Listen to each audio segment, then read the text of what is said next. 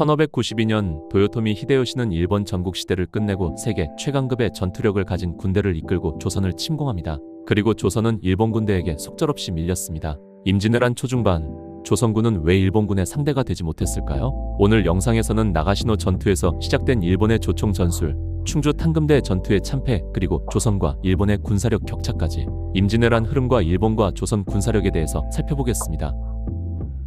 1575년 일본 나가시노 평원, 다케다 가스요리의 15,000 기마대와 오다 노부나가 연합군 38,000이 맞붙습니다. 전투의 결과는 충격적이었습니다. 오다는 3,000명의 철포수, 즉 조총병을 배치해 집단 일제 사격을 퍼부었고 일본 최강 기마대는 순식간에 괴멸했습니다.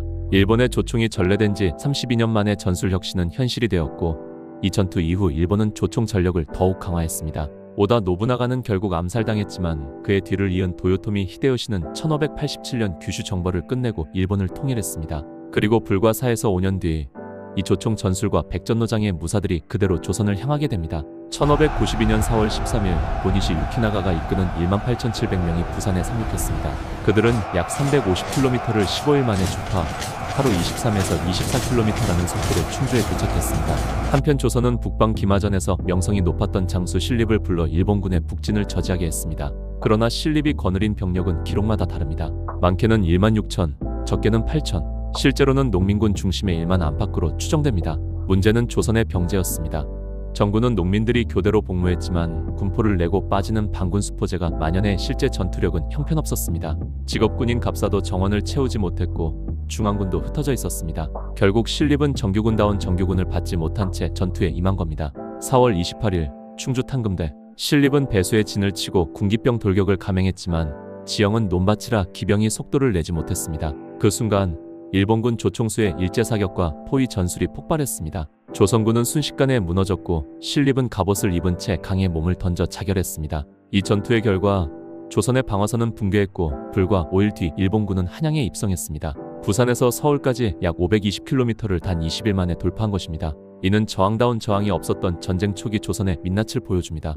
7월 함경북도 해정창, 이곳에는 조선 최강 기마병 북방 육진군이 있었습니다. 병마절도사는 1,000명의 정예 기병을 이끌고 일본군을 맞아 싸웠습니다.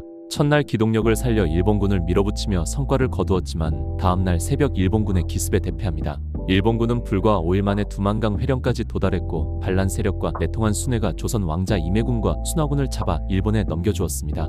조선의 마지막 희망이던 북방군조차 무너진 것입니다. 그렇다면 왜 조선군은 전쟁 초기 일본군의 상대가 되지 못했을까요? 먼저 국력입니다. 일본은 국토 면적이 조선의 1.7배, 인구도 1.7에서 1.8배 많았습니다.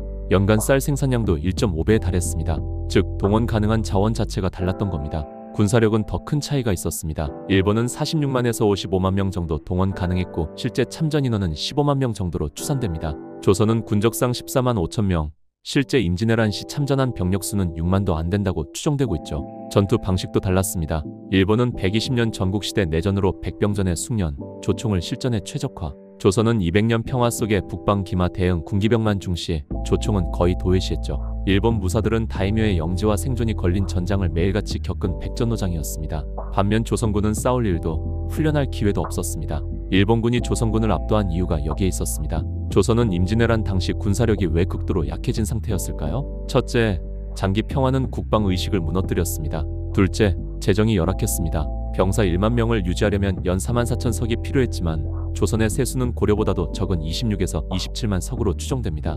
관리 녹봉을 빼면 군사 유지 예산은 병력 3만 명도 유지하기 어려웠습니다. 셋째, 병역 제도의 붕괴입니다. 초기 양인계 병제는 세조의 반군 수포제, 중종의 군적 수포제로 바뀌며 사실상 돈 내고 군대 안 가는 사회가 됐습니다. 양반은 병역에서 면제되었고 농민은 군포를 내고 군역을 대신했습니다. 마지막으로 화약무기의 불균형입니다. 조선은 수군에는 화포를 장착했지만 육군에는 제대로 보급하지 않았습니다. 이성계 정권이 반란을 의식해 지방군의 화력 강화를 꺼렸다는 분석까지 있습니다. 결국 조선은 나라를 지킬 힘을 스스로 약화시킨 것입니다. 그럼에도 일본은 조선을 끝내 정복하지 못했습니다. 1593년 명예대군이 평양을 탈환했고 이순신의 판옥선 함대는 바다를 지배했습니다. 일본군은 보급로가 끊기고 전쟁이 장기화되자 점차 수세로 몰렸습니다. 1598년 도요토미 히데요시가 죽자 일본군은 끝내 철군했죠. 임진왜란은 조선의 무능과 일본의 강점이 교차한 전쟁이었지만 동시에 해군력과 국제 지원이 전쟁의 향방을 어떻게 바꾸는지를 보여준 대표적 사례였습니다. 간단하게 요약하면 임진왜란 초기 육지에서는 완전 밀려버렸지만 이순신이라는 세계 역사상 전무후무한 장수 한 명의 능력으로 해전에서 적의 보급로와 병력 기송을 완벽하게 차단했기에 육지 왜군들이 보급을 받지 못해 결국 무너져 내린 것으로 볼 수 있죠. 추가로 전쟁 중후반에는 명나라 참전과 의병의 합세로 육지에서도 일본군은 점차 패하는 일이 많아졌습니다. 조선이 임진왜란을 승리할 수 있었던 건 이순신이라는 트리거가 결정적이었습니다. 물론 상처뿐인 승리였지만요.